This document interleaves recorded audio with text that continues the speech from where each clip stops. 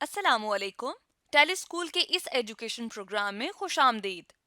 ये programme TV पर हुकूमत पाकिस्तान और सबक फाउंडेशन की शराकत से पेश किया जा रहा है। इसके लेसन्स पाकिस्तान के तमाम तालीमी बोर्ड बशमूल कैम्ब्रिज के सिलेबस के मुताबिक तैयार किए गए हैं, जिसमें एजुकेशन कंटेंट सबक फाउंडेशन प्रोवाइड कर रही है।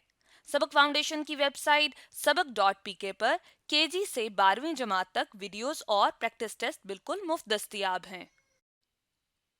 जनरल मैथ लेसन में आज हम समझेंगे ज्योमेट्रिक सीक्वेंस को। ये टॉपिक फेडरल और पंजाब बोर्ड में class 9 chapter number 7 arithmetic and geometric sequence से लिया गया है। इस टॉपिक में हम कॉन्सेप्ट ऑफ ज्योमेट्रिक सीक्वेंस और ज्योमेट्रिक सीक्वेंस के इस्तेमाल से प्रॉब्लम्स को सॉल्व करना सीखेंगे।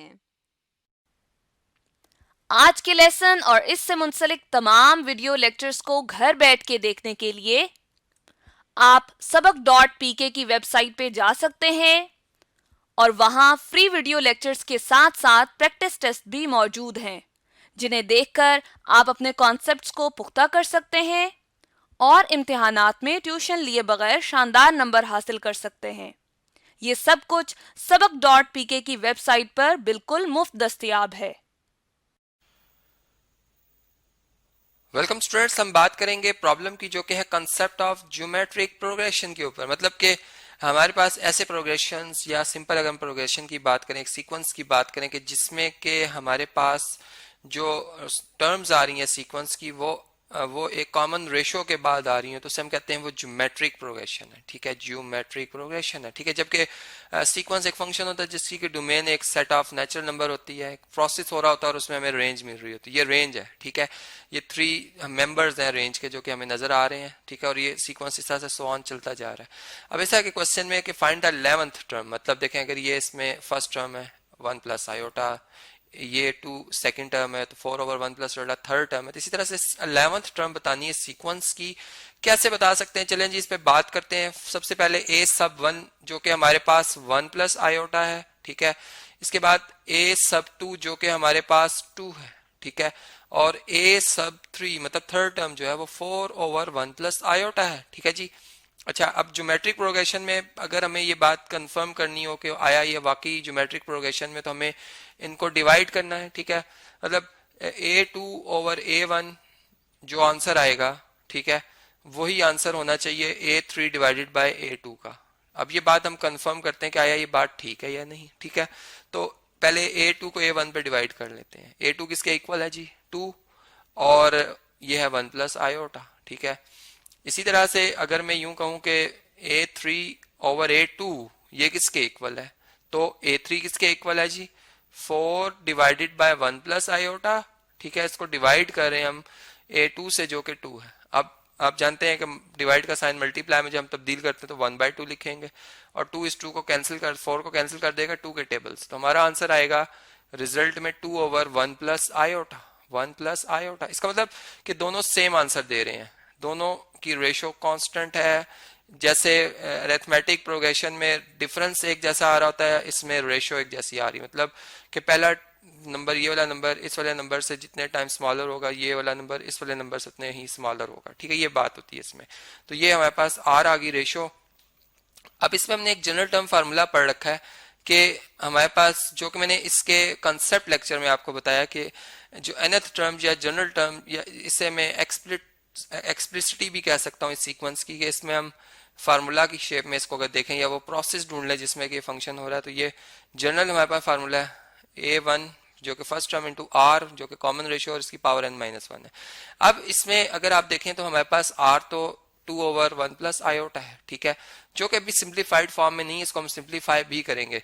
तो अगर मैं 11th टर्म फाइंड करना चाह रहा हूं तो मुझे n को क्या पुट करना होगा, 11। ठीक है, और मुझे जो r है वो क्या आया मेरे पास, 2/1 प्लस आयोटा आ गया है, इससे लिखना होगा। जबकि a1 जो मेरे पास फर्स्ट टर्म है वो है 1 प्लस आयोटा। ठीक है, वो है 1 प्लस आयोटा। तो देखें अगर मैं ये वैल्यूज पुट कर लेता हूं तो मेरे पास जो इक्वेशन नंबर 1 है, फार्मूला है, ये क्या शेप अख्तियार कर जाएगा, हम लिखेंगे बाय यूजिंग दीज वैल्यूज। ठीक है जी, इक्वेशन 1 या इक्वालिटी 1 ये भी कह सकते हैं हम, बिकम्स क्या बन जाएगी जी, इसमें अगर हम देखें तो हमारे पास a सबसे पहले 11 आएगा, n की जगह 11 रिप्लेस करेंगे, a1 1 प्लस आयोटा, ठीक है जी, और r है 2 over 1 plus iota, 2 over 1 plus iota, ठीक है, और whole power n minus one means के 11 माइनस वन जो कि 10 आती है, ठीक है। तो यहाँ से 1 प्लस आयोटा या ठीक है, चले यहाँ पर ये 2 पावर और 1 बल्कि 2 डिवाइडेड बाय 1 प्लस आयोटा और इसकी होल पावर 10 आ गई, ठीक है। अब अगर इनकी पावर्स को अलग अलग कर दिया जाए तो हम देख सकते हैं कि हमारे पास ये 1 प्लस ये 2 की पावर 10 है, लेकिन जो आयोटा है 1 प्लस आयोटा है इसकी पावर 10 है, और ये है 1 प्लस आयोटा, मतलब एक पावर कम हो जाएगी, ठीक है, लॉ ऑफ एक्सपोनेंट के मुताबिक।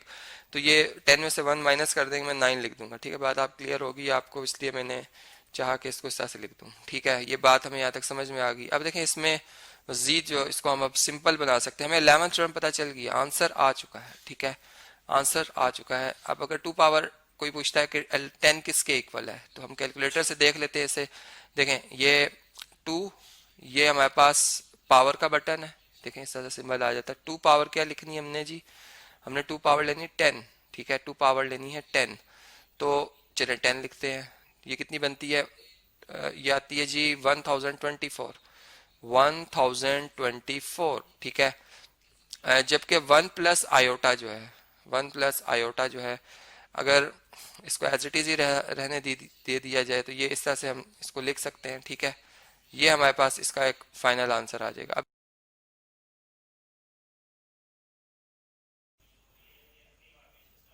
वेलकम स्टूडेंट्स, हम बात करेंगे word problems of geometric progressions की या ज्योमेट्रिक सीक्वेंस की, आप कह सकते हैं। सीक्वेंस हम जानते हैं एक ऐसा फंक्शन जिसमें डोमेन जो है सेट ऑफ नेचुरल नंबर्स होते हैं और फिर हमें टर्म्स मिल रहे होते हैं उस सीक्वेंस के, ठीक है।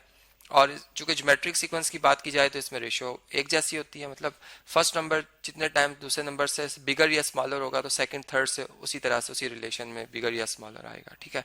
अब देखो क्वेश्चन की स्टेटमेंट इस तरह से कि इफ द नंबर्स 1 4 एंड 3, ये 3 नंबर्स हैं जी, are added to 3 consecutive terms of geometric progression, ठीक है। कोई भी एक जनरल ज्योमेट्रिक प्रोग्रेशन ले लेंगे हम, ठीक है, उसकी फर्स्ट टर्म में 1 ऐड होगा, सेकंड टर्म में 4, थर्ड टर्म में 3, इस तरह से ये हम अगर ऐड करें, इफ से बात की जा रही है, ठीक है, तो रिजल्टिंग नंबर्स जो आएंगे वो एरिथमेटिक प्रोग्रेशन में होंगे। मतलब एरिथमेटिक प्रोग्रेशन एक ऐसा प्रोग्रेशन तो जिनमें कॉमन डिफरेंस होता है, ठीक है, जिनमें क्या होता है, कॉमन डिफरेंस आ रहा होता है, चले मैं लिख भी देता हूँ साथ में। और जो ज्योमेट्रिक प्रोग्रेशन है इनमें कॉमन रेशियो होती है, C for common, R for ratio, ठीक है, सी आर लिख दिया मैंने। अब देखें इसमें आप क्या करेंगे जी, आपने find the numbers if their sum is 13, ठीक है, वो नंबर्स जो कि हमने 3 नंबर ज्योमेट्रिक प्रोग्रेशन में है, ठीक है, जो कि उसकी टर्म्स हैं 3, वो फाइंड करनी है, ठीक है। तो अब देखें नंबर्स का ताल्लुक किससे है, ज्योमेट्रिक प्रोग्रेशन से। इसका तो हम जो नंबर सपोज करेंगे उनमें जो सलाहियत होगी, मतलब उनकी जो करेक्टरिस्टिक होगी वो ज्योमेट्रिक प्रोग्रेशन वाली होनी चाहिए, सही। लेट्स से चले हम अब स्टार्ट करते हैं इसे, तो हम यूं कह देते हैं कि अगर हमारे पास ए फर्स्ट टर्म है, ठीक है, तो फिर जब वो नंबर है तो सेकंड क्या होगा, ए आर होगा, मतलब आर कॉमन रेशियो है इसमें, और थर्ड क्या होगा, ए आर स्क्वायर होगा। इस तरह से ये 3 कंसेक्टिव नंबर्स हैं, क्योंकि कंसेक्टिव की बात की जा रही है, एक दूसरे के मुसलसल, मतलब इनमें कोई गैप नहीं है, मुसलसल आने वाले। तो यहाँ पे हम लिखेंगे बी द रिक्वायर्ड 3 कंसेक्टिव, या रिक्वायर्ड नंबर्स लिख देते हैं चूंकि लॉन्ग स्टेटमेंट हो जाएगी, ठीक है, बी द रिक्वायर्ड नंबर्स। अब हमें पता है ये ज्योमेट्रिक प्रोग्रेशन में है, वो आप इसे लिख दीजिएगा। अच्छा जी, अब अगर हमें जो और दूसरी कंडीशन बताई गई है वो ये कि इनका सम जो है, इन नंबर्स का सम जो है वो 13 है, ठीक है। तो by condition, by given condition अगर हम इसे लिख दें साथ में ही, तो पता ये चल रहा है कि इनका सम जो है वो क्या है, ये a प्लस ए आर और प्लस ए आर स्क्वायर, ये किसके इक्वल है, ये 13 के इक्वल है, ठीक है जी। ये इस तरीके से, या चलें इसमें हम देख रहे हैं कि a कॉमन आ सकता है, मतलब a ऐसा नंबर है जो तीनों पे डिवाइड हो रहा है, तो इसे कॉमन ले लेते हैं। ए पे डिवाइड होके 1 आ जाएगा, ए आर पे डिवाइड होके आर रह जाएगा, और ए आर स्क्वायर ए पे डिवाइड होके आर स्क्वायर रह जाएगा, जो कि इक्वल टू 13 है, ठीक है। इससे मैं कह देता हूँ ये मेरे पास रिलेशन नंबर 1 है। अच्छा, अब देखें जो ये शुरू में कंडीशन बताई गई थी कि अगर ये 1 ऐड करें 2 सेकंड में, 3 थर्ड में, तो ये अरिथमेटिक प्रोग्रेशन में आ जाएंगे, ठीक है। तो बाय सेकंड या बाय कंडीशन ये भी गिवन कंडीशन, चलें इसको इसको भी हम लिख सकते हैं bye given condition, also by given condition, ऐसे भी लिख सकते हैं हम, ठीक है। इसे कंडीशन 2 कह देते हैं, ठीक है। चलें इसे अगर मैंने 1 कह दिया तो इसे 2 कह देता हूं मैं। तो इसमें क्या होगा जी, इसमें ये होगा कि इसमें जो 1 है ये ऐड होगा ए में, ठीक है। जो क्या है जिसके बाद 4 है ये ऐड होगा किसमें जी, ए आर में, और सॉरी यहाँ पे कॉमा आएगा। और इसके बाद जो 3 है ये किसमें ऐड होगा, ए आर स्क्वायर में। तो ये जो अब 3 टर्म्स आ रही हैं ये किसमें है, ये अरिथमेटिक प्रोग्रेशन में या सीक्वेंस में, ठीक है। ये भी बात क्लियर होगी आपको। अब देखें इसमें अरिथमेटिक प्रोग्रेशन की क्या प्रॉपर्टी होती है, मतलब जैसे मैं कहता हूं कि 2 उसके बाद 4 उसके बाद 6 उसके बाद 8, ये अरिथमेटिक प्रोग्रेशन है, ठीक है। तो अगर मैं 2 और 6 देखूं, अगर इनका इनका अरिथमेटिक मीन निकालूं, मतलब 2 + 6 और इनको 2 पर डिवाइड कर दूं, अरिथमेटिक मीन इनका मैं फाइंड करूं, तो ये मेरा अरिथमेटिक मीन जो आएगा वो किसके इक्वल आएगा, वो 2 + 6 8 का हाफ 4, जो कि इनके इन बिटवीन जो टर्म है वो आ रही है, मतलब 1 और फर्स्ट और थर्ड का अगर हम अरिथमेटिक मीन लेंगे तो सेकंड टर्म आ रही है, ठीक है।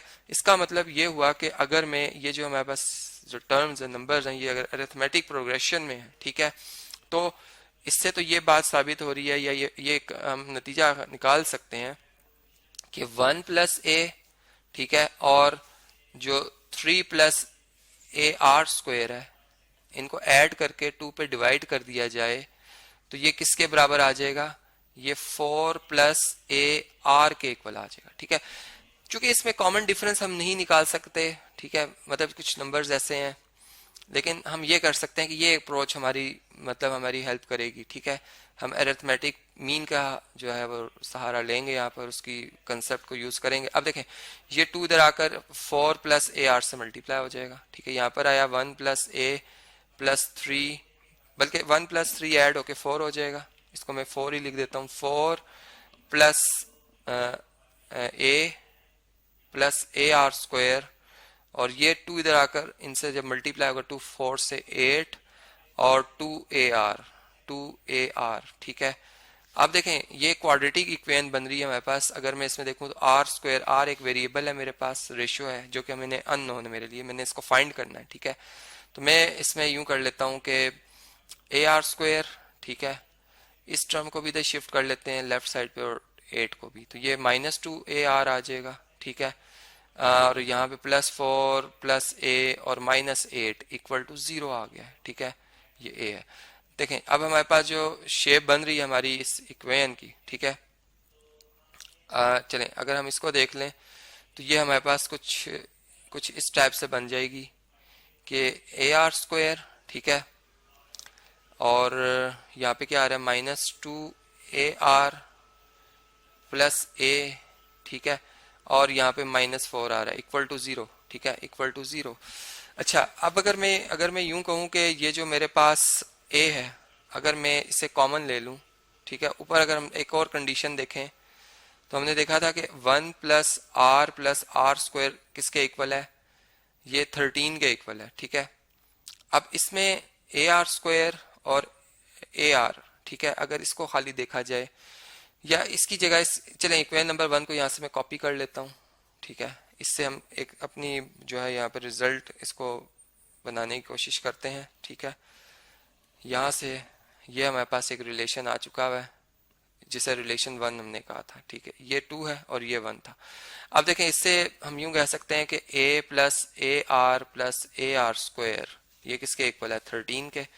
तो मैं अगर मैं यूं कहूं कि अच्छा ar², ठीक है, ar² ये किसके इक्वल आ जाएगा, ये 13 - a और -ar के इक्वल आ जाएगा, ठीक है। तो ar² को इससे अगर रिप्लेस कर दिया जाए, ar² को अगर रिप्लेस कर दिया जाए यहाँ पर, ठीक है, इक्वेशन नंबर 2 में, तो ये किसके इक्वल आएगा, 13 - a - ar -2ar और +a और -4 = 0, ठीक है।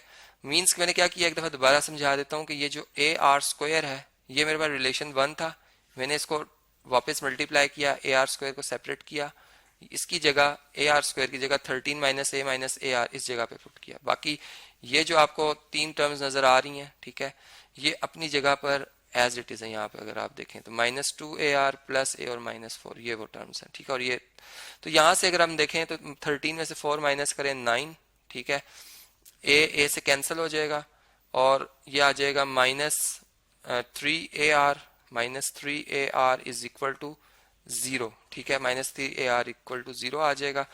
और यहाँ से हम यूं कह सकते हैं कि 3AR जो है वो इक्वल टू, मतलब इस टर्म को उठा के अगर राइट साइड पे शिफ्ट कर दिया जाए तो AR के इक्वल आ गई। और यहाँ से हम यूं कर सकते हैं कि AR जो है वो इक्वल टू आ जाएगा 9 डिवाइडेड बाई 3, जो कि 3 के इक्वल आ जाएगा। तो AR जो कि सेकंड टर्म है वो हमें पता चल रही है वो किसके इक्वल है, वो 3 के इक्वल है। इसका मतलब कि जो फर्स्ट टर्म होगी A जो है, चूंकि मैंने नंबर सेलेक्ट किए थे वो आप जानते हैं कि AR मेरा सेकंड नंबर था, ठीक है। A फर्स्ट था, AR और AR स्क्वायर, ठीक है। तो यहाँ से हमें पता चला कि A किसके इक्वल है, वो तो 3/R के इक्वल है, ठीक है। वो तो 3/R के इक्वल है। तो फिर जो हमारी इक्वेशन नंबर 1 है, ठीक है, जिसे कभी मैंने कॉपी किया था, इसे दोबारा मैं कॉपी कर लेता हूँ। इस इक्वेशन में मैं R की जगह अब रिप्लेस कर दूंगा। ये इक्वेशन नंबर 1 थी, इसमें A को किससे रिप्लेस कर दिया जाएगा, 3/R से, ठीक है, 3/R से। तो हमारे पास बन जाएगा 3/R into 1 plus R square और इक्वल टू 13, ठीक है। अच्छा, अब देखें इसमें अगर ये 3R से मल्टीप्लाई करें 3/R आएगा, ठीक है। यहाँ पे भी अगर हम मल्टीप्लाई कर लें तो ये क्या आ जाएगा जी, 3R/R आ जाएगा, ठीक है। और यहाँ पे आ जाएगा 3R स्क्वायर ओवर R और इक्वल टू 3। यहाँ से R से कैंसिल, यहाँ पे R स्क्वायर को कैंसिल कर देगा, ठीक है। तो हमारे पास क्या रहा, 3/R प्लस 3R और इक्वल टू 3 है, ठीक है। ये 3 इधर आकर इस 3 से कैंसिल हो जाएगा, ये हमारे पास मतलब यहाँ पे आके कैंसिल हो जाएगा जी, ठीक है। तो हमारे पास जो है हम यूँ कह सकते हैं 3/R plus 3R equal to 0 आ रहा है, ठीक है। या इसमें अगर मैं R से मल्टीप्लाई कर दूं, इस पूरी इक्वालिटी को R से मल्टीप्लाई कर दूं, दोनों तरफ से मल्टीप्लाई कर दूं, तो मेरे पास जो रिजल्ट रहेगा वो कुछ इस तरह से आ जाएगा जी कि यहाँ पर अगर हम देखें तो ये हमारे पास आ रहा है, सॉरी ये 13 था जी, 13 था। 13 में से 3 माइनस करें 10 आता था, सॉरी यहाँ पर एक गलती हो रही थी मुझसे। अच्छा, ये रह जाएगा 3, ये रह जाए R से मल्टीप्लाई होगा 3R स्क्वायर, ठीक है। और यहाँ पे आ जाएगा 10R। अब इस टर्म को उठा के हम लेफ्ट साइड पे शिफ्ट कर लेते हैं, ये बन जाएगा 3R square minus 10R plus 3 equal to 0। तो इसके जब मैंने रूट्स निकाले, ये क्वाड्रेटिक फार्मूला लगा के आप निकालेंगे तो इसमें R की वैल्यू 2 आएंगी, एक 3 और एक 1/3 आएगी, ठीक है। तो अब हमारे पास 2 जवाब आएंगे। अगर तो हमारे पास R अगर हम फर्स्ट करें 3 सिलेक्ट करते हैं, ठीक है, तो A हमारा क्या आया था जी, A हमारे पास था, अभी हमने फाइंड किया 3/R, ठीक है। A क्या था, 3/R। तो इसमें R की वैल्यू अगर पुट की जाए तो आप देख सकते हैं 3/3, तो A हमारे पास 1 आ जाएगा। मतलब कि एक आंसर हमारा आएगा कि 1 हो सकती है, क्योंकि A फिर AR, तो R 3 है और A 1 है, तो 1 मल्टीप्लाई बाय 3 इज 3। और AR स्क्वायर क्या होगा, R है 3 का स्क्वायर 9 1 से मल्टीप्लाई होकर 9, तो ये एक आंसर आएगा हमारे पास, ठीक है। और दूसरा आंसर जो हमारा हो सकता है, जब हम इन वैल्यूज को रखेंगे तो इसमें रिवर्स में आएगी वैल्यू, मतलब R की जगह जब आप 1/3 लिखेंगे, 3 और 1/3, तो ये 3 इस 3 से आके मल्टीप्लाई हो जाएगा, इसमें 9 आ जाएगा, तो इसमें रिवर्स में आएंगे 9। फिर जब आप AR लिखेंगे, ठीक है, तो 9 को 3 डिवाइड कर देगा, 3 रह जाएगा, ठीक है। और फिर नेक्स्ट टाइम जब आप लिखेंगे तो 9/9 आ जाएगा, जो कि 1 के इक्वल। तो इस तरह से आपका ये आंसर है। ये वो रिक्वायर्ड नंबर्स हैं जो कि ज्योमेट्रिक प्रोग्रेशन के थे, ठीक है, जिनमें के वो जो गिवन नंबर्स थे जो मैंने आपको बताए थे 1, 4 और 3। देखें, अगर इसमें 1 ऐड कर लें तो ये 2 बनेगा, इसमें अगर 4 ऐड कर लें तो ये कितना बनता है, 7, और इसमें 9 में अगर 3 ऐड कर लें तो 12। अब ये अरिथमेटिक प्रोग्रेशन में कैसे हैं, देखें, 2 और 7 और 2 का डिफरेंस 5 और 12 और 7 का डिफरेंस भी 5, मतलब कॉमन डिफरेंस है, जो कि बिल्कुल हमारे इस रिजल्ट को वेरीफाई करता है।